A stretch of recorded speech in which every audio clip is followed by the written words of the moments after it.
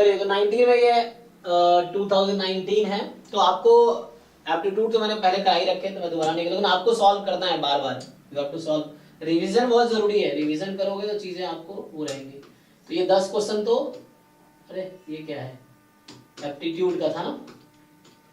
हाँ, यहाँ से आगे स्टार्ट होता है क्वेश्चन। तो ये पहला तो आप लोग जानते होंगे, इजी है, ये तो हमने कई बार सॉल्व भी किए क्लास में, जो लोग रेगुलर रहे हैं। तो और जैम में ये इस तरह क्वेश्चन फ्रीक्वेंटली आए हैं, जैम के एग्जाम में ये क्वेश्चन, क्योंकि ये लिमिट एज सम वाले हैं। तो limit n tends to infinity, आप यहाँ से n² कॉमन ले लो, तो ये 1/n समेशन 1/1 प्लस, और ये हो जाएगा k/n का होल स्क्वायर। अब देखो, जैसे हमें ये जानने की, प्रूफ जानने की जरूरत थोड़ी है कि ये लिमिट इंटीग्रेशन कैसे बनता है, उसका प्रूफ भी आप देख सकते हो, लेकिन हमारे एग्जाम में प्रूफ की रिक्वायरमेंट नहीं है, हमें फॉर्मूले की रिक्वायरमेंट है कि अप्लाई कर सके हम। तो ये हो गया। अब जैसे जो प्रोफेसर लोग हैं उनका ये होता है कि भैया सब जानो, प्रोफेसर क्यों जानना है मुझे, इतना टाइम थोड़ी है कि हम सब प्रूफ सब जाने, मतलब जरूरत नहीं है तो क्यों, इसे कर लो सॉल्व। tan इनवर्स 1 π/4 आ गया, तो यहां से आ गया π/4 हो गया ये, ठीक है। सो ये फॉर्मूला होता है लिमिट एज सम, तो इससे आ गया। यहाँ पे जो है ये वेक्टर है, पता नहीं वेक्टर इंटीग्रल अभी सिलेबस में तो मुझे लग रहा है वेक्टर कैलकुलस में था, ये क्या है, ये वेक्टर कैलकुलस, जैसे इंटीग्रल कैलकुलस होता है, डिफरेंशियल कैलकुलस है, वेक्टर कैलकुलस है, अलग टॉपिक अलग है।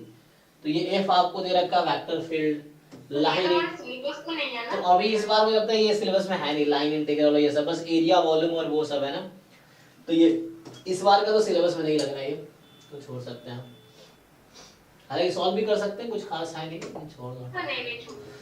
तो यहाँ पे है 1 2 3 4 represent the outcome of the random experiment P1 P2 P3 P4 1/4। और एक चीज और बताओ, यकीन मानो जो बच्चा हमारे यहाँ रेगुलर क्लासेस किए, एटलीस्ट जिन लोगों ने पीवाई को फॉलो किया ना, उनका क्वालिफाई तो सबका हो जाना है। रेयरली एक दो बच्चा का क्वालिफाई नहीं होता है, अदरवाइज सबका हो जाता है। रैंक खराब आएंगे अलग बात है, लेकिन जो भी बच्चा क्लास में एटलीस्ट ज्वाइन किया कोचिंग, कहीं ना थोड़ा बहुत सिंसियर तो है, और थोड़ा बहुत है, थोड़ा बहुत भी कर लेगा तो क्वालिफाई इजिली हो जाएगा। तो एक ही दो बच्चा मुश्किल से बचता है गेट में भी या जैम में, जो है क्वालिफाई नहीं होता, क्योंकि टॉप रैंकर तो वही बच्चे हैं जो बहुत ज्यादा मेहनत किए, बाकी ऐसे ही है तो क्वालिफाई सब हो जाते हैं, इतना भी मुश्किल नहीं है। इस तरह से है। सो आप में से भी सब क्वालिफाई सब लोग हो जाएंगे, उसमें कुछ है नहीं क्वालिफाई होना, बस थोड़ी में है ना, थोड़े बहुत भी एफर्ट्स अगर कर रहे हो, जैसे पीवाईक्यू भी कर लिए तो क्वालिफाई इजीली हो जाओगे, कुछ नहीं है खास इसमें। सो यहाँ बोल रहा है कि A1 1 2 है, A2 2 3, A3 3 4, A4 जो है 1 2 3 है, then which of the following is true. तो चेक तो कर सकते हैं इजीली, ये इक्वली लाइटली है, तो इसकी प्रोबेबिलिटी 1/2/4 होगा। हाँ, सबकी 2/4 हो गई। अब ये भी 2/4, अच्छा A4 की 3/4, तो यहाँ 3/4 हो गई। अब बस चेक कर लो, तो हमें क्या करना होता है, इंटरसेक्शन की प्रोबेबिलिटी इक्वल होना चाहिए प्रोडक्ट ऑफ इंडिविजुअल्स। तो लाइक यहाँ पे अब तो इजी है, चेक करके देख लीजिए। तो बस A1 इंटरसेक्शन A2 की probability of A1 into probability of A2 होगी तो इंडिपेंडेंट, अदरवाइज नहीं है। तो इजी है, तो बेसिक। ये कह रहा है कि फेयर डाइज रोल्ड 2 टाइम्स। एक बात पूछनी थी। हाँ बताओ। आप जो बोल रहे हैं कि एग्जाम क्लियर करना इजी है, तो मतलब आप बोल रहे हैं कि ज्ञानी जो है वो एग्जाम नहीं क्लियर कर पाते। नहीं तो फिर ये क्यों नेसेसरी है कि पीएचडी पेपर पब्लिश करने के लिए गेट नेट होना जरूरी है? नहीं, वो तो फेलोशिप के लिए ना, गेट नेट जरूरी इसलिए थोड़ी पीएचडी कर सको, बिना नेट के का पीएचडी होता है। पेपर पब्लिश करने के लिए, मतलब अच्छे जर्नल में जाने के लिए क्यों नेट पे? नहीं, ऐसा नहीं है। आप कहीं एडमिशन किसी इंस्टीट्यूट से एफिलिएशन के लिए चाहिए, पेपर पब्लिश करने के लिए थोड़ी नेट गेट चाहिए। किसी का एक्सेप्टेंस रेट बहुत कम होता है। नहीं, ऐसा नहीं है, उसको थोड़ी पता है जर्नल वालों का आपका गेट नेट क्लियर है कि नहीं। जब हम पेपर सबमिट करते हैं, सिर्फ अपना पेपर सबमिट करते हैं, जो आपने लिखा है पेपर वो सबमिट करते हैं। प्रोफेसर क्यों बोल रहे थे कि वो पब्लिश करना इतना डिफिकल्ट है? नहीं, वो एक तो प्रोफेसर जिसके अंडर आप हो, पहले उसको छोड़ो, वो ज्यादा ज्ञानी आदमी लग रहा है, वो आपको भविष्य खराब करेगा। पेपर पब्लिश करने के लिए कोई जरूरत नहीं है कि नेट गेट क्लियर हो। आप बिना कोई घर पे बैठा आदमी पेपर पब्लिश कर सकता है। उसमें क्या है, जर्नल की वेबसाइट पे जाने हैं, उस पे जाके सबमिट करना है, फिर वो रिव्यू होता है, देख के वो बताएंगे कि आपका पेपर उस लायक है कि नहीं है तो आगे। तो गाइड तो जरूरी है ना, तो गाइड तो चाहिए ना। गाइड की भी जरूरत नहीं है, गाइड जरूरत है अरे गाइड मतलब क्या, इंस्टीट्यूट से एफिलिएशन के लिए चाहिए ना। आप जो बात कर रहे हो किसी के अंडर, आपने पूछा होगा कि उनके अंडर प्रोजेक्ट करना है या पीएचडी करना है। प्रोजेक्ट की थी तो उसका तो पेपर है, तो उसको पब्लिश नहीं कर पा रही। नहीं, क्यों नहीं कर पा रहे आप? अब पेपर अगर ठीक है तो पब्लिश आप खुद कर लो, बिना किसी प्रोफेसर की हेल्प से कर सकते हो। क्या करना है, आप जर्नल देखो सुटेबल जर्नल कौन सा है, उसके वेबसाइट पे जाओ, वेबसाइट पे सबमिट आर्टिकल का ऑप्शन आता है, सबमिट करो जाके, फिर उसका तो ये खुद से कर सकते हैं क्या? बिल्कुल कर सकते हैं आप। ये है, उसके लिए कोई प्रोफेसर वो थोड़ी चाहिए। पेपर आपके ठीक होने चाहिए, मतलब उसमें ठीक ठाक काम। आप किस जगह जर्नल सबमिट करो, बताओ उसको, आप सबमिट करो, या उसमें लिंक भेज दूंगा मैं, बताओ जर्नल किस में सबमिट करना है। कोई प्रोफेसर नहीं चाहिए, कोई इंस्टीट्यूट नहीं चाहिए पेपर पब्लिश करने के लिए। ये है, उसमें सिर्फ आपका पेपर चाहिए जिसको सबमिट करना है। ये है। तो कोई भी तो पब्लिश कर सकता है मतलब। हाँ, कोई भी कर सकता है, सही बात है, पेपर कोई भी पब्लिश कर सकता है। ये जरूरी थोड़ी है कि इंस्टीट्यूट से ही होना चाहिए, कोई भी पब्लिश कर सकता है। पब्लिशिंग एजेंसी, अब किताब लिखने के लिए मतलब बुक पेपर पब्लिश करना कि किताब लिखना सेम है। बुक पब्लिश करना मतलब क्या है, किसी आप पब्लिकेशन वाले के पास जाओगे, भैया ये हमारा किताब है, छाप दो। अब उनको लगेगा कि उनका एक पब्लिकेशन का एक स्टेटस है, उस स्टेटस को मेंटेन कर रहा है आपका पेपर या आपका जो बुक है, क्या उस लेवल की है जो उसके स्टेटस को कम ना करे उस जर्नल के या उस पब्लिकेशन के, तो इजीली सबमिट होगा। तो ये चाहे कोई भी घर बैठे बुक लिख सकता है, सेम है। बुक पब्लिश करना, पेपर पब्लिश करना सिमिलर प्रोसीजर ही है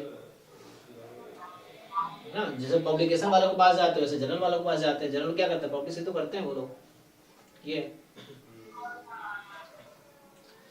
ठीक है। तो यहां से क्या है, a fair die is rolled 2 times independently given that the outcome on the first roll is 1। अच्छा बता रखा है, आपने एक डाई को रोल किया 2 टाइम, तो जो सैंपल स्पेस आपके पास है वो तो पता ही चल गया ना। 36 आउटकम है, 1 1 1 2 1 1 3 इस तरह से।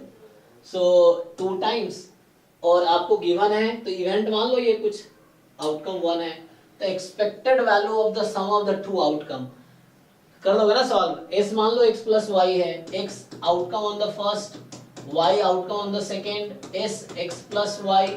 अब यहाँ पूछ रहा है expectation of x plus y given x is equal to 1, तो क्या ही है, इसको आप ऐसे भी हटा सकते हो, इसमें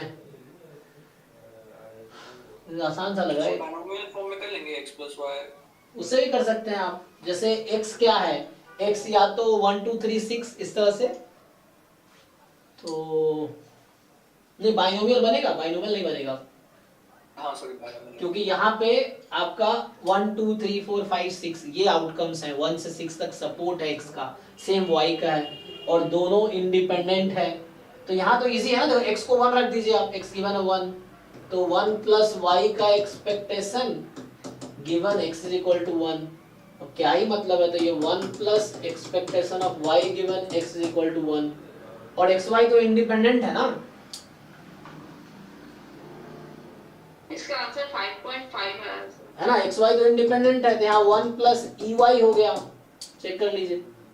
तो 1 प्लस ey का क्या मतलब है, अब x देखो क्यों हटा दिया मैंने ये, क्योंकि xy इंडिपेंडेंट है, तो x क्या गिवन है, क्या ही फर्क पड़ता है y को, तो ey हो गया। और ey का मतलब क्या, y के पॉसिबल आउटकम 1 2 3 6 है, तो 6 आउट, मतलब ये xy का जो डिस्ट्रीब्यूशन क्या है, यूनिफॉर्म डिस्क्रीट है over 1 2 3 up to 6, discrete uniform है, तो वो डिस्क्रीट यूनिफॉर्म है, तो ईच आउटकम पे 1/6 प्रोबेबिलिटी है।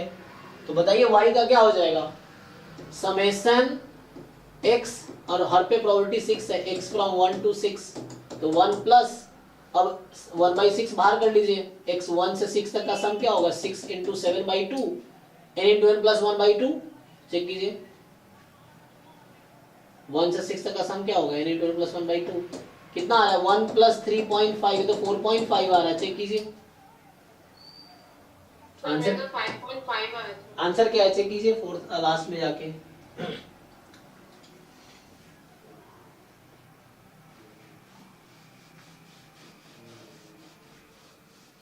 अच्छा, तो दूसरा अप्रोच ये था, तो ऑप्शन सी दिखा रहा है सर। 3 है, सी ये तो अलग ही नहीं, होगा। ई दिखा रहा है ना, ये ठीक है, आपका ही ठीक है, मेरे को फोर्थ का क्या है, बी है, अच्छा उसका बी है। ओके ठीक है।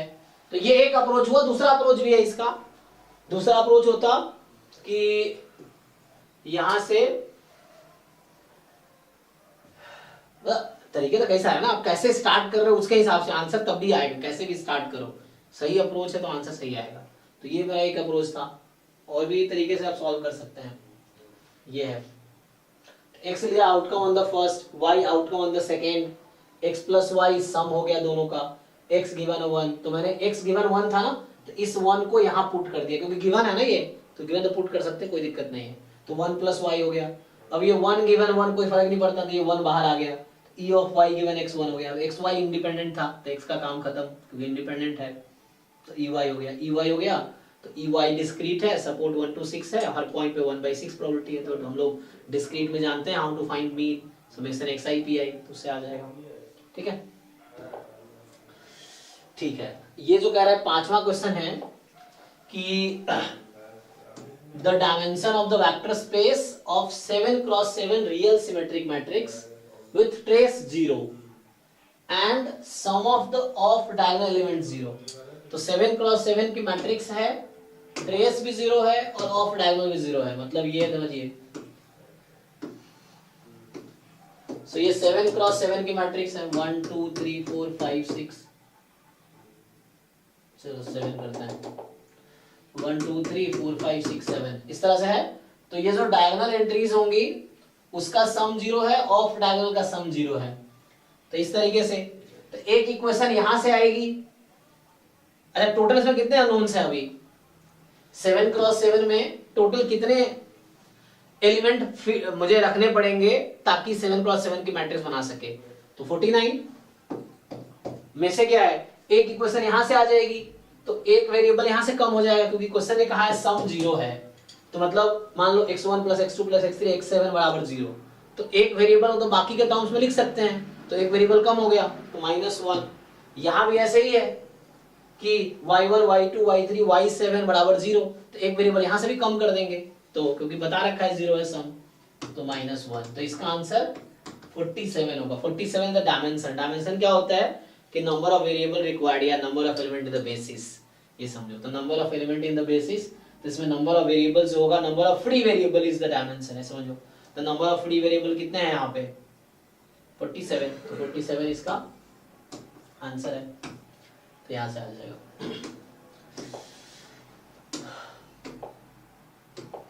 देखिए इसका आंसर 47 होना चाहिए, 47 ही होगा, ठीक है ना। तो इस तरह से आ जाएगा।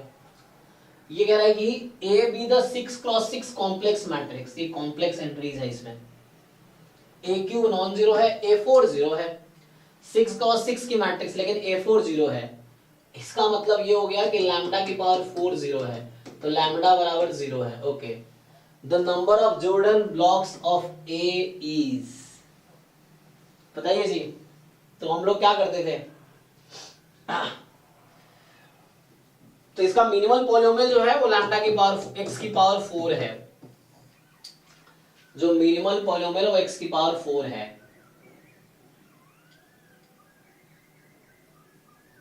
Number of Jordan block idea है आप लोगों को, हमने क्लास में डिस्कस किया है जॉर्डन ब्लॉक। तो ये वो बनेगा या फिर 3 बनेगा? हाँ, तो एक 4x4 का हो गया जो मिनिमम पॉलिनोमियल के हिसाब से, यस और बाकी बचे 2, तो Yes. एक का बन जाएगा और फिर 2x2 राइट। तो जैसे क्योंकि ये 6x6 का है, तो 6x6 में सिंपल है कि जैसे एक तो होगा कि 4x4 का ब्लॉक बनाना है मुझे, तो मतलब इसमें होता क्या है कि 0 1 0 0 0 0 1 0 0 0 0 1 और 0 0 0 0, ये एक ब्लॉक है 4x4 का। तो जॉर्डन ब्लॉक क्या होता है कि डायगोनल पे आइगन वैल्यूज आती हैं, जो डायगोनल्स पे हैं वो आइगन वैल्यूज आती है जो कि 0 ही है यहाँ पे, और इसके ऊपर 1 आता है, ये एक ब्लॉक हुआ, और बाकी बचे अब ये सब 0 है, मतलब बाकी एक साथ लिख दो 0, तो ये है ऐसे, यहाँ भी है। अब बचता ये जो 2x2 का यहाँ मैट्रिक्स है, अब या तो एक ब्लॉक क्या हो सकता है 001, तो ये 2x2 का ब्लॉक हुआ है ना, या दूसरा हो सकता है पॉसिबिलिटी कि ये हम 1x1 का बनाए, एक केस है इसको 1x1 का बनाया, इसको 1x1 का बनाया, तो या तो 2 ब्लॉक बनेंगे या 3 ब्लॉक बनेंगे। हाँ सो ये चीज है, तो इसके पास या तो 2 ब्लॉक होगा या 3 ब्लॉक होगा, डिपेंड करता है 4x4 का, 2x2 का, या 4x4, 1x1, 1x1 इस तरह, क्योंकि पावर 4 है तो 4x ये आई, इसकी मिनिमम पॉलीमोलेक्स की पावर 4 है तो 4x4 का एक ब्लॉक होगा ही। ठीक है, तो आंसर चेक करना, ठीक है। तो यहां से अब नेक्स्ट जो है ये तो आसान है, यहाँ पे क्या कह रहा है कि x1 x2 xn random sample है यूनिफॉर्म 0 थीटा से, और तो आपको पता है यूनिफॉर्म 0 थीटा में जो फर्स्ट ऑर्डर स्टैटिस्टिक्स है वो कंप्लीट सफिशिएंट है। ओके, तो ये कंप्लीट सफिशिएंट है। अब ठीक है ना, xi theta more then xi action होगा ना, xn होगा ना, एक्शन होगा। हाँ ठीक है ठीक है, क्योंकि थीटा यहाँ पे जो xi है ना, xi लेस देन थीटा है, yes, theta more than each xi, theta more than equal to nth order statistics, yes. So nth order statistics जो है वो nth ऑर्डर स्टैटिस्टिक्स है complete sufficient estimator for the uniform 0 theta, हाँ। So nth order statistics होगा, ये nth वाला होगा, ये नहीं। और देन कोवेरिएंस बिटवीन दिस, अच्छा इसीलिए यहाँ पे nth आया है क्योंकि कंप्लीट सफिशिएंट, और ये एंसिलरी क्यों है, क्योंकि हमने कहा था जब भी आप स्केल चेंज करो, जैसे यहाँ पे xi यूनिफॉर्म 0 थीटा है और इसका स्केल चेंज कर दो थीटा से, तो यूनिफॉर्म 0 1 हो गया और ये फ्री हो गया थीटा से, तो जब भी स्केल चेंज करने से थीटा से फ्री हो जाए डिस्ट्रीब्यूशन, तो ratio of any two random variable या फंक्शन ऑफ यहाँ पे रैंडम वेरिएबल जो आएगा x1 x2, तो ये इन दोनों का रेशियो जो आएगा वो हमेशा एंसिलरी होगा, तो कंप्लीट सफिशिएंट एंसिलरी, और बसूस थ्योरम कहता है दे आर इंडिपेंडेंट, तो उससे कोवेरिएंस, तो इसमें करना कुछ नहीं था, बस यही डिसाइड करना था, तो उससे क्या आंसर तभी सेम ही आएगा। अप्रोच कुछ भी लगाइए आंसर वही आएगा, कोई भी तरीके से लगाइए। ये है, तो इसका मतलब xn ये कोमा x1 xn, तो इसका एक्सपेक्टेशन लेने से वो कट हो जाना है, तो इससे c of x1 हो रहा है, तो ऐसे करके सर वो xn by मतलब वो 0 आ रहा है, मतलब तब भी 0 ही आएगा। आप कोवेरिएंस निकालिए, प्रोडक्ट, हाँ वो कोवेरिएंस से 0 ही आ रहा है, ये प्रोडक्ट माइनस अलग अलग कीजिए तो इसमें कैलकुलेशन बढ़ेगा, और क्या कीजिए कैलकुलेशन, कोवेरिएंस है ना, e of x1 xy minus ex ey, e of xy minus ex ey, तो उससे आ जाएगा, तो यहाँ से 0 ही है, तभी सॉल्व करेंगे तो एट द एंड इसको अभी कट गया तो first order statistics minus e कीजिए तभी आंसर वही आएगा, लेकिन वहाँ डिस्ट्रीब्यूशन निकालने में दिक्कत आएगी। यहाँ पे पहले आपको डिस्ट्रीब्यूशन लिखना पड़ेगा रेशियो का तो वो आपको सॉल्व करने पड़ेंगे, तो बीच में क्या ना प्रूफ आ जाता है, अगर आपको रिजल्ट याद नहीं है तो उसको प्रूव करो, ये दिक्कत आ जाता है। देखिए क्या बोल रहा है ये कि x1 x2 xn random sample है drawn from population having PDF this, then MLE तो निकाल लेंगे, इजी है, लाइक्लीहुड फंक्शन लिख के मैक्सिमाइज करना है, थीटा मोर देन 0, तो आसानी से आ जाएगा। यहाँ जो एक क्वेश्चन है कि yi बराबर beta naught plus beta 1 x1i beta 2 x2i epsilon i, तो ये मल्टीपल लीनियर रिग्रेशन मॉडल हो गया। अब पूछ रहा है कि आपसे, अच्छा ओके, yi जो है beta naught plus beta 1 xi1 this okay, estimated value है ना, ठीक है, least square estimated, then unbiased, इधर डायरेक्ट फार्मूला होता है ना, unbiased estimate of sigma square, so इसका लिस्ट स्क्वायर एस्टिमेटर ये है, तो क्या आता है फार्मूला, तो डायरेक्ट फार्मूला बेस्ड क्वेश्चन है, देख लीजिए, तो सिग्मा स्क्वायर का अनबायस्ड एस्टिमेटर क्या होगा, तो ऑप्शन ए होगा, है ना, तो यहां से आप देख सकते हैं यहाँ पे n क्या था हमारे पास, i था 1 to 10 है ना, और तो summation i from 1 to 10 yi minus y cap, तो साइन i स्क्वायर बाई 10 है ना, अरे क्योंकि एप्सिलॉन क्या है, एप्सिलॉन है uncorrelated random with mean 0 and unknown variance sigma square. तो इजी है ना, डायरेक्टली आप अप्लाई कर दीजिए सब। ई क्यों दिया? नहीं आएगा सर। इसमें चेक कीजिए क्या आएगा। सो क्योंकि नंबर ऑफ अननोन पैरामीटर 3 हो जाएंगे ना, तो n-3 हो जाएगा। यहाँ से आपको, यहाँ पे क्या है कि यहाँ पे अननोन पैरामीटर कितने हैं? 3 है तो बीटा 1 2। हाँ, तो उसकी वजह से यहाँ पे आपका चेंज हो गया, क्या आ जाता है 7 ना। ओके, तो चेक कर लीजिए फॉर्मूला यहाँ पे ना, ये -3 आ जाएगा, number of independent unknown parameters. हालांकि सर ने कराया होगा क्लास में, पवन सर ने कराया होगा ना, तो पढ़ा रहे थे। तो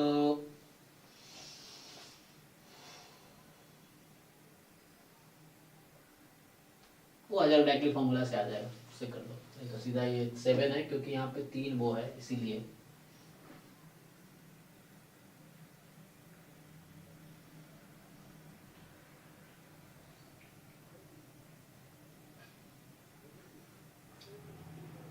ठीक है ना, तो इससे आ जाएगा। और नेक्स्ट वाला भी रिग्रेशन का ही है, रिग्रेशन का ही है। देखिए इसमें क्या पूछ रहा है आपसे। सो यहाँ से आपसे पूछा है कि I123 है yi alpha plus beta xi plus turn i, मतलब ये तो सिंपल लीनियर रिग्रेशन है। और ये भी आसान है, मतलब ये भी कर लेंगे आप लोग, एक सिंपल है फॉर्मूले से।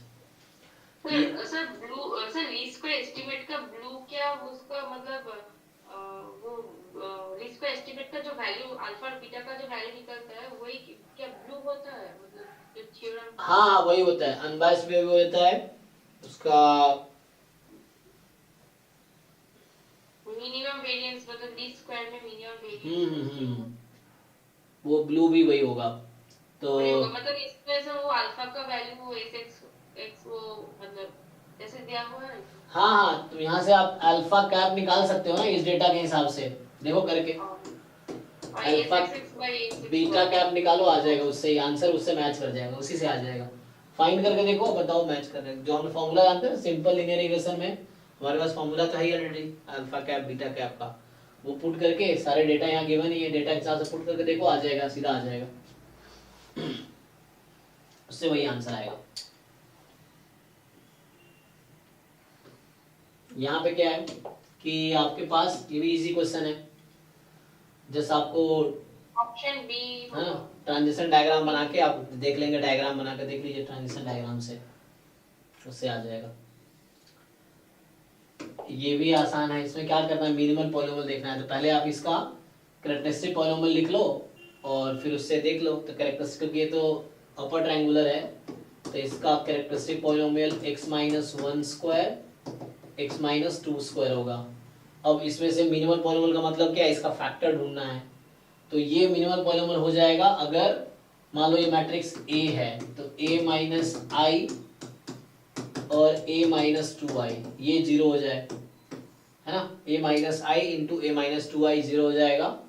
तो आपका क्या आ जाएगा, यहाँ से मिनिमल हो जाएगा। अगर ऐसा होगा, तो नहीं होगा तो चेक करो किसमें 0 होगा।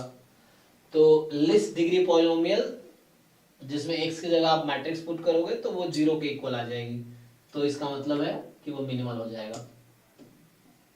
ये भी आसान है, इसमें कुछ खास नहीं है ना। ये देख रहा है कौन कौन साइड इंडिपेंडेंट है, यहाँ 0 बता ही रहा है, क्योंकि ये बाईवेरिएट नॉर्मल डिस्ट्रीब्यूशन है, पेयर वाइज तो बाईवेरिएट नॉर्मल फॉलो करता है, तो उससे आ जाएगा। अब बस देख लीजिए x2 x3 इंडिपेंडेंट है, x1 x2 x2 x3 नहीं, क्योंकि ये तो x2 x3 तो ये हो गया, तो ये गलत है। ऐसे करके आप देख लीजिए, है ना। तो इजी है, ये सब कोवेरिएंस मैट्रिक्स आ जाएगा। ये अब सिलेबस में नहीं है, फैक्टोरियल एक्सपेरिमेंट। तो और ये भी है 2-वे एनोवा मॉडल, ये भी सिलेबस में नहीं है। तो यहाँ से क्या आएगा,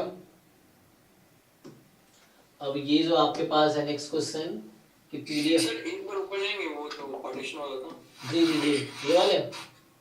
हाँ, इसमें जैसे थर्ड ऑप्शन है जी, ये ऑप्शंस ये हैं, पहले स्टेटमेंट्स हैं। हाँ हाँ, ये तो जैसे अगर ये 2, 3 और 1 है, तो 2 का पार्टीशन किया तो ठीक है। मतलब 2 का 1 के साथ देखिए और 3 का 1 के साथ देखिए। हाँ ठीक है। तो 2 का 1 के साथ 0 है, 2 का 3 का 1 के साथ 0 है। इसका मतलब वो जॉइंटली, ये दोनों जॉइंटली इंडिपेंडेंट होंगे x1 से। हाँ ठीक है। तो ये जो क्वेश्चन है कि ये तो जस्ट पीडीएफ है आपका 1/k e की power minus x by k exponential with mean k। Easy है, इसमें क्या करना है, जस्ट ओपन करना है आपको, समेशन k पे लगाया ना, तो कोई नहीं, ओपन करके कर लो, है ना, पुट कर लो 1 into e of x1 2 into e of x2 and so on, क्या ही करना है 10 into e of x10, ठीक है जी। या ऐसा समझिए, नहीं ओपन करना है तो ऐसे भी लिख सकते हैं शॉर्ट में इसको कि समेशन बाहर आ जाता है, तो summation 1 to 10 k into summation, वो एक्सपेक्टेशन लग के पे तो लगेगा नहीं, एक्स पे लगेगा, और यहाँ मीन कितना है इसका k ही है, तो ये k हो गया, क्योंकि एक्सपेक्टेशन इस पे काम करेगा, कांस्टेंट पे काम करेगा। k स्क्वायर हम जानते हैं इसका formula k into k square, हम समेशन n स्क्वायर हमें पता ही है, तो n into n plus 1 2n plus 1 by 6, तो आ जाएगा इससे, देख लीजिए इससे जो आंसर आएगा वही आंसर आएगा। इसे भी करते वही आता, बस ये थोड़ा ऐसे आएगा, बस समेशन वही आता, सेम ही है।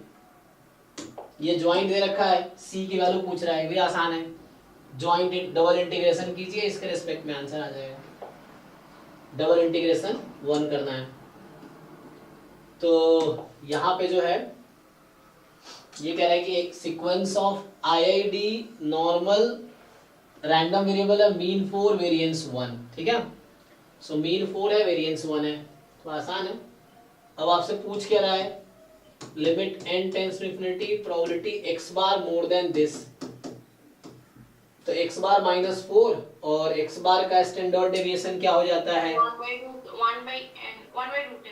तो ये हो जाएगा 1/√n, तो 1/√n, यही यहाँ भी करेंगे आप, तो √n टाइम 0.0006 आएगा ना। अब ये तो z हो गया, तो प्रोबेबिलिटी z मोर देन, और n टेंड्स टू इंफिनिटी लगाने पे क्या होगा यहाँ पे, 1 होगा, ये इंफिनिटी हो जाएगी, तो z मोर देन इंफिनिटी कितनी आएगी, 1 होगा। दिमाग में लगाओ थोड़ा सा ऐसे, अच्छा से हाँ लेते हैं, फिर इससे 1 ठीक है ना। तो z की कोई वैल्यू भी नहीं है, z मोर देन इंफिनिटी मतलब क्या, अब इंफिनिटी ज्यादा क्या ही हो सकता है, कुछ तो हो ही नहीं सकता, तो मोर देन है इसलिए 0, अगर लेस देन होता तो 1 होता, ठीक है ना। तो यहाँ मोर देन है इसलिए उसको 1 minus z less than infinity करने से 1 माइनस 1 0, जी जी जी, तो वहां से आ जाएगा, ठीक है। तो ये सब ना क्वेश्चन, ये आसान पेपर, मतलब ऐसा कुछ ज्यादा डिफिकल्ट लग नहीं रहा है, ऐसे इजी क्वेश्चन है। तो यहाँ पे क्या है कि x1 x2 आपके पास रैंडम वेक्टर है, बाइवेरिएट नॉर्मल है, और दोनों का वेरिएंस 1 है, मीन दोनों का 0 है, तो मतलब म्यू वेक्टर जो है वो 0 0 है, और वेरिएंस 1 है, और इंडिपेंडेंट है क्या, नहीं, रो है यहाँ पे, नहीं रो है सर जी, तो ये रो है यहाँ पे, तो मैटर नहीं करेगा क्योंकि 0 है मीन, जी। अब x1 plus x2 more than है, यस, तो मीन तो 0 ही हो गया, तो इसका आंसर भी यही आ जाएगा, 1 minus 5 0 आ जाएगा, तो हाफ ही आ जाएगा।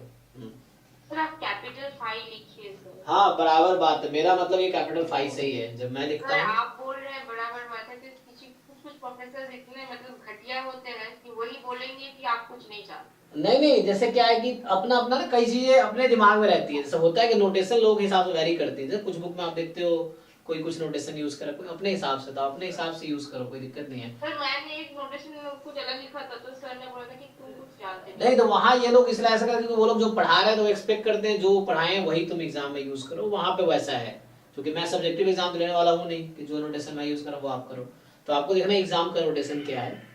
तो मैं ऐसा जो यूज करता हूँ मेरा कैपिटल सही होता है ना। बुक में स्मॉल 5 वो लोग ऐसे लिखते हैं ना, शायद कुछ इस तरह लिखते हैं। हाँ सर, स्मॉल 5 में इस तरह से, और कैपिटल 5 इस तरह से यूज होते हैं, तो स्मॉल 5 वो लोग ये लिखते हैं, तो मैं जो ऐसा लिख रहा हूँ कैपिटल 5 ही है, इस तरह से।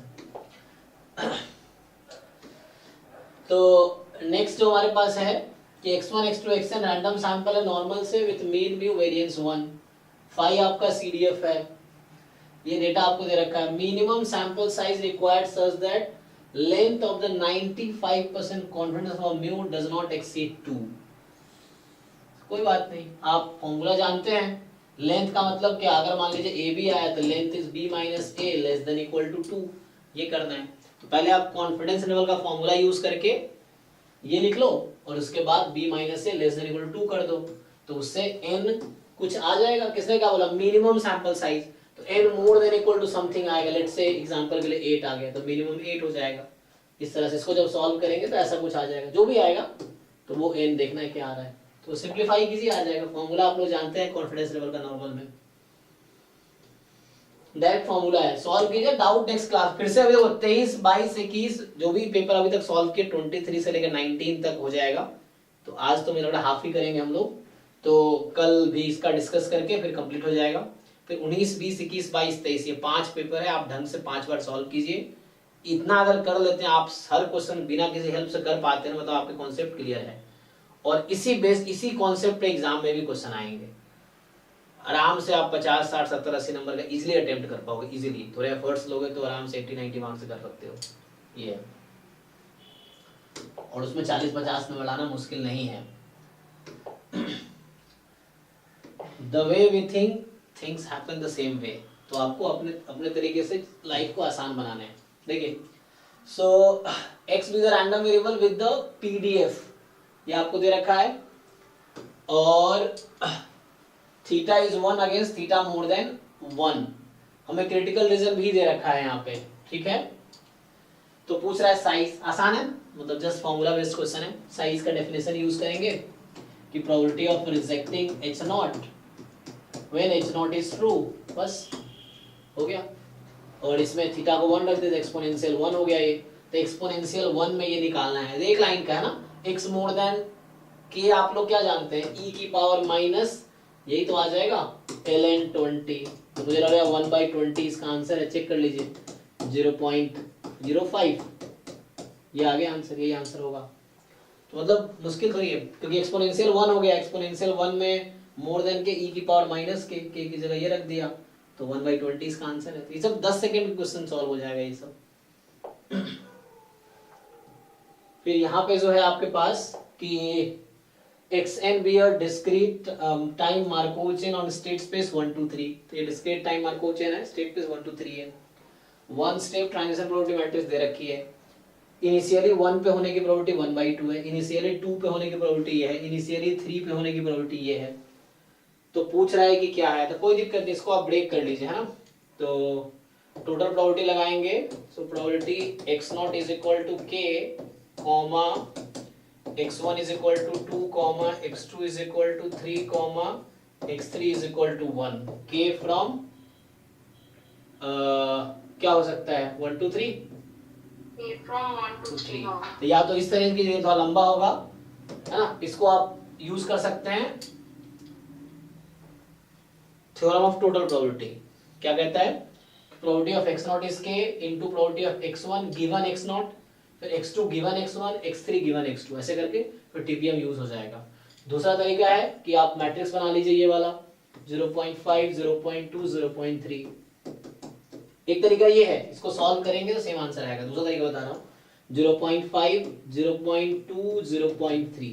तो ये इनिशियल प्रोबेबिलिटी का है, और टीपीएम कह रहा है कि ये है हमारे पास। तो अब क्या करना है हमें कि जब आप मल्टीप्लाई करेंगे तो इन्होंने क्या कहा है, तो एक स्टेप का आएगा, फिर नेक्स्ट स्टेप का आएगा, है ना।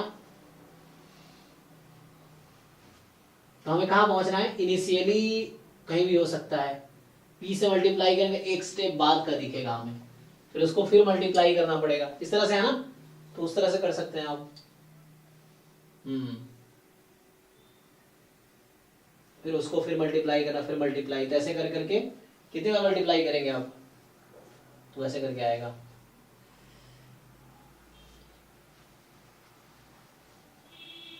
समझ आ रहा है कि नहीं आप लोगों को। तो हमें सर आपने जब किया था अपने अलग से किया था, किससे अलग से किया था, सर मतलब आप जैसे गिवन गिवन करके बोल रहे हो वैसे ही किया, इससे किया था ना। हाँ तो इससे भी हो जाएगा, इसको भूल जाओ, इससे भी आ जाएगा।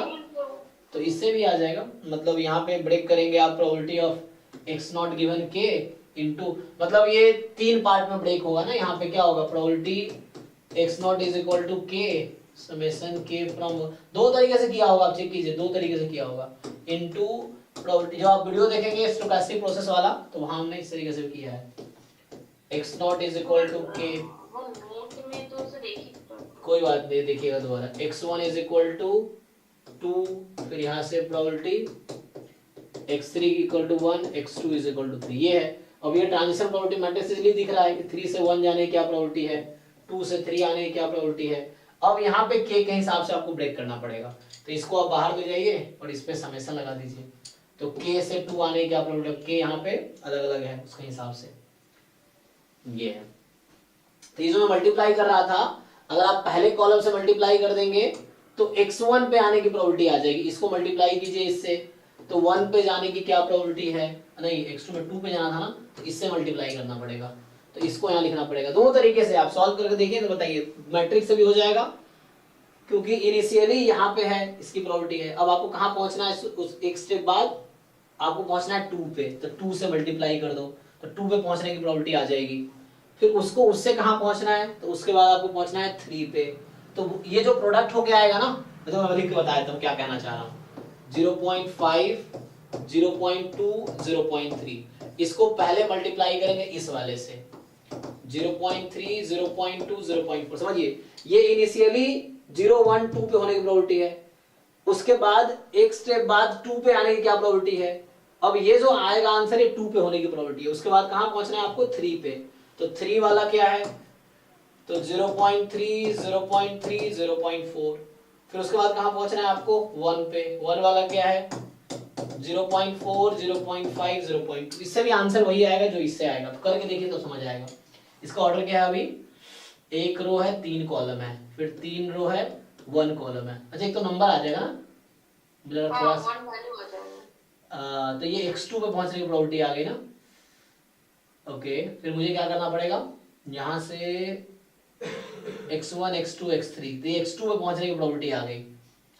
अच्छा उसके बाद का तो यहाँ से मिल जाएगा, ओके सॉरी, तो उसके बाद यही तो चाहिए आपको, उसके बाद का तो यहाँ से मिल जाएगा, टीपीएम से एक एक वैल्यू उठाने हैं आपको। ये क्या मिल गया, इसको मल्टीप्लाई करेंगे तो क्या मिल जाएगा, ये इनिशियली था और एक स्टेप बाद 2 पे होने की प्रोबेबिलिटी, तो ये एक्चुअली पता है क्या आ गया, x1 बराबर 2 की प्रोबेबिलिटी आ गई, ये जो मैंने भी मल्टीप्लाई किया ना, ये x1 बराबर 2 की प्रोबेबिलिटी आ गई। अब यहाँ पे कंडीशनल लगा देंगे तो भी हो जाएगा, तो यहाँ पे क्या लगाएंगे कि probability x1 is equal to 2 given, मतलब 2 इनटू, अब दिस इन गिवन दिस, तो 3 से 2 आने का, तो 3 से 2 आने का, ठीक है ना, ये हो जाएगा। और फिर बाद में तो यहाँ 0. ये सिर्फ 0.4, इसके बाद सिर्फ 0.4 मल्टीप्लाई करना है, और फिर क्या कर रहा हूँ, 2 से 3 जाना था ना मुझे, 2 से 3 जाना था, 2 से 3 का 0.3 होगा, थोड़ा सा देखना कैलकुलेशन यहाँ मिस्टेक कर रहा हूँ, x1 और 2 की प्रोबेबिलिटी यहाँ मल्टीप्लाई करके आ जाएगी, और फिर 2 से आपको 3 जाना है, तो 2 से 3 की प्रोबेबिलिटी 0.3 है, फिर 3 से 1 की प्रोबेबिलिटी 0.2, तो ये आएगा आंसर। इससे करके देखिए, मैट्रिक्स से करेंगे, इस मैट्रिक्स को मल्टीप्लाई करके देखिए क्या आता है, जो नंबर आया उसको मल्टीप्लाई किया 0.3 से, उसको मल्टीप्लाई किया 0.2 से, ये आंसर आ जाएगा। तो मैट्रिक्स नहीं मल्टीप्लाई करना, नंबर मल्टीप्लाई करना, क्योंकि यहाँ पे वेरिएबल्स नहीं है। यहाँ मैट्रिक्स क्यों आया, क्योंकि यहाँ वेरिएबल्स था, मतलब फिक्स नहीं था कि इनिशियली कहाँ पे है, इसलिए मैट्रिक्स आया। यहाँ पे मैट्रिक्स तब आता है जब पता नहीं होता हमें, लेकिन पता ही है कहाँ पहुंचना है, तो उससे आ जाएगा। ये भी है, ये भी है, करके देखो, पहले कराई रखा, नहीं समझ आता बस तो ये हमेशा इंक्रीजिंग ऑर्डर में जाते हैं कि हम जैसे 1 से 2, यस यस, कभी आप 2 बार जंप नहीं कर सकते, क्योंकि 1 स्टेप ट्रांजिशन है ना, तो 0 से 1 पे ही जाना पड़ेगा आपको, फिर 1 से 2 पे जाना पड़ेगा, 2 से 3 पे जाना, मतलब ये इंडेक्स की बात कर रहा हूँ। इंडेक्स जैसे 0 है ना, x0, फिर x1, फिर x2, फिर x3, इंडेक्स 2 नहीं बढ़ सकता, इंडेक्स 1 ही बढ़ा सकते हैं आप, 0 to 1। इंडेक्स 2 जंप तब होगा जब p स्क्वायर आप यूज करेंगे, ये तो p इसलिए लिखा हुआ है यहाँ पे 1, इसलिए लिखा आता है 1 स्टेप ट्रांजिशन, ताकि एक ही स्टेप आप जा सकते हैं, ये है। सर तो मतलब यहाँ पे P23 P31 into partition of this x3 वाला मैट्रिक्स, राइट? तो एक बार दोबारा ट्राई करते हैं। हाँ अब बताइए, P23 P31 P31 into partition of X3 वाला मैट्रिक्स। हाँ, यहाँ पे क्या हुआ, 2 से 3 गया, यस, P23 P31, यस, आप सही कह रहे हैं। फिर पाई नॉट पाई 3 1 के हिसाब से निकालना पड़ेगा। अब आपको, हाँ, अब आपको ये नहीं पता इनिशियली कहाँ था, है ना, तो इसके लिए हमारे पास ये वाला मैट्रिक्स है 0.5 0.2 0.3 0.5 0.2 0.3, ये x0 का है, x1 का नहीं पता अभी आपको, तो x0 से x1 का निकालेंगे, फिर x3 तक का तो निकालेंगे। x1 कहाँ पे जाना चाहिए था आपको, 2 पे चाहिए था, तो 2 वाला हम मल्टीप्लाई कर देंगे, तो ये यहां मल्टीप्लाई हो जाएगा। अब आपने 2 से 3 और 3 से 1 का कर ही दिया, ये है, तो इनिशियली कहां पे होगा, 0 1 2 पे। अब यहां से हमें पहुंचना 2 पे ही है, पहुंचना मुझे 2 पे ही है, तो 2 पे मतलब 0.3 0.2 0.4। अब ये मैट्रिक्स एक नंबर बन जाएगा, और ये नंबर 2 3 पता ही है आपको, 2 3 3 1 पता ही है, ये हो जाएगा बस। तो ये इससे भी आंसर आ जाएगा, नहीं तो कंडीशनल प्रोबेबिलिटी जो मैंने वहां किया तब भी वही आंसर आएगा।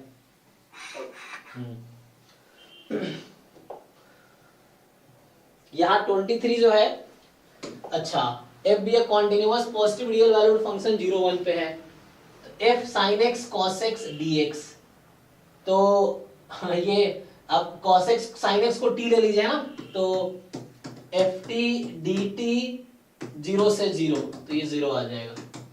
तो ये भी कुछ खास नहीं था, बस सब्स्टिट्यूशन मेथड यूज करवाना चाह रहा है कि sin को t लो, cos t dx ये हो गया, 0 से 0 तो 0 बस। और 24 कह रहा है कि a random sample of size 100 classified into 10 class intervals covering all the data points, तो 10 क्लास इंटरवल में डिवाइड किया, covering all data points, to test whether the data comes from normal distribution with the unknown mean and unknown variance. जैसे वहां पे 3 unknown था ना, beta not beta not, इससे यहां समझिए वेरिएबल यहाँ पे क्या है आपके पास, मीन अननोन है, अननोन वेरिएंस है, so the chi-square goodness of fit test is used, ठीक है, तो the degree of freedom of the test statistics equal, तो आपके क्या थे, 10 क्लास इंटरवल थे, और कितने आपके पास क्या है, अननोन कितने हैं, वैसे क्या फॉर्मूला होता है, n-1 का डिग्री ऑफ फ्रीडम। अब देखिए -r+1,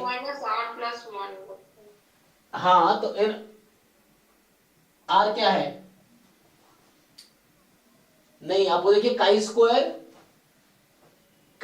जो टेस्ट स्टैटिस्टिक्स है उसका डिग्री ऑफ फ्रीडम क्या आता है, n-1 आता होगा जब मीन वेरिएंस नोन है तो, लेकिन यहाँ पे चूंकि मीन अननोन है, अब चेक कीजिए, आप गूगल कर सकते हैं, बुक में देख सकते हैं, जो काई स्क्वायर टेस्ट है, गुडनेस ऑफ फिट टेस्ट, उसमें देखिए टेस्ट स्टैटिस्टिक्स का डिग्री ऑफ फ्रीडम क्या होता है, आप चेक कीजिए, आ रहा होगा काई स्क्वायर n-1, तो लेकिन यहाँ पे मीन अननोन है, वेरिएंस अननोन है, इसकी वजह से 2 और माइनस हो जाएगा डिग्री ऑफ फ्रीडम, तो इसका n-3 हो जाएगा। अच्छा, n यहाँ क्या 10 क्लास था ना, तो 10-3 यहाँ 7 आएगा डिग्री ऑफ फ्रीडम।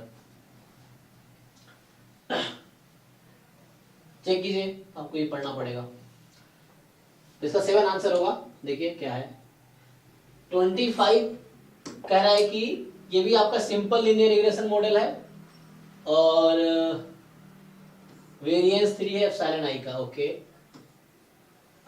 ठीक तो है, variance of the least square estimate of beta, तो आपको पता है ये बीटा क्या होता है, वेरिएंस इसका फॉर्मूला तो है, फॉर्मूला डायरेक्टली है ना, तो इसका डायरेक्ट फॉर्मूला, हाँ डायरेक्ट फॉर्मूला यूज कीजिए, अल्फा और बीटा डायरेक्ट फॉर्मूला होता है, आई थिंक क्या होता है वो, upon x bar square upon sx, इस तरह से कुछ, सिग्मा स्क्वायर अपॉन sx, इस टर्म में कुछ आएगा, उसके टर्म में देख लीजिए, डायरेक्टली फॉर्मूला यूज कर लीजिए, हो जाएगा। तो आज यही स्टॉप करते हैं, मुझे लगता है 26 से अगले क्लास में करते हैं, तो यहां से हम लोग नेक्स्ट क्लास में करते हैं। देखो अभी जो किया 1 मार्क्स वाले थे, इस पेपर में क्लासिफाई कर रखा था 26 से 55, अब आगे जो डिस्कस करेंगे अगले 20 क्वेश्चन होगा ना, 30 होगा 20, अच्छा 25 हमने किया ना, अगले 55 तक है, ओके, तो नेक्स्ट जो 30 क्वेश्चन है एक्चुअली वो 2 मार्क्स के हैं, और पहले 10 क्वेश्चन आपके एप्टीट्यूड के थे, और 25 हमने डिस्कस किए, और नेक्स्ट 30 आपके ये, तो नेक्स्ट क्लास में करते हैं, तो आप इतना सॉल्व करके आइए, बट मैं आपसे ये रिक्वेस्ट करूंगा 2023, 22, 21, 20 ये चारों पेपर आप ठीक से कंप्लीट कीजिए, ठीक से मतलब सॉल्व करके एक बार श्योर हो जाए आपको सारे क्वेश्चन सॉल्यूशन पता है। डाउट है तो एक बार भेजिए, उसको हम ट्राई करते हैं, फिर आपको सॉल्यूशन बताएंगे। ये है इसके पेपर्स के 19 का भी आधा हमने डिस्कस किया है, कल हाफ डिस्कस करेंगे, परसों 19 का भी डाउट क्लास होगा। उसके बाद ये गेट स्टैटिस्टिक्स 19 से स्टार्ट हुआ था तो 19 से हो गया। बाकी उसके पहले हम डिस्कस करेंगे 2005 तक का पेपर डिस्कस करेंगे गेट में, तो उससे पहले गेट मैथमेटिक्स में स्टैट्स के क्वेश्चन आते हैं वो हम डिस्कस करेंगे। एक साल में मुश्किल 5-10 क्वेश्चन है तो हम एक दिन में 4-5 पेपर डिस्कस कर लेंगे, तो ज्यादा टाइम लगेगा नहीं, ठीक है। और उसके बाद फिर कुछ मॉक टेस्ट है वो देख सकते हैं। चलिए तो अभी मुझे यही स्टॉप करते हैं, नेक्स्ट क्लास में कल मिलते हैं, आप सॉल्व करके आइए। बाकी जैम वाला जो PYQ और आप मॉक टेस्ट कर ही रहे होंगे सॉल्व कीजिए ताकि एटलीस्ट आपको मतलब अंडरस्टैंडिंग डेवलप होगा, ठीक है। Okay, thank you, good night.